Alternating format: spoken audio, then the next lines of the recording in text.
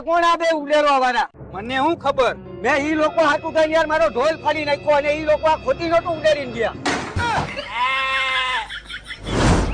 એક જાનની તો પથારી ફેરવી નાખી. હાલ ભાઈ હવે બીજી શેરીમાં વગાડ.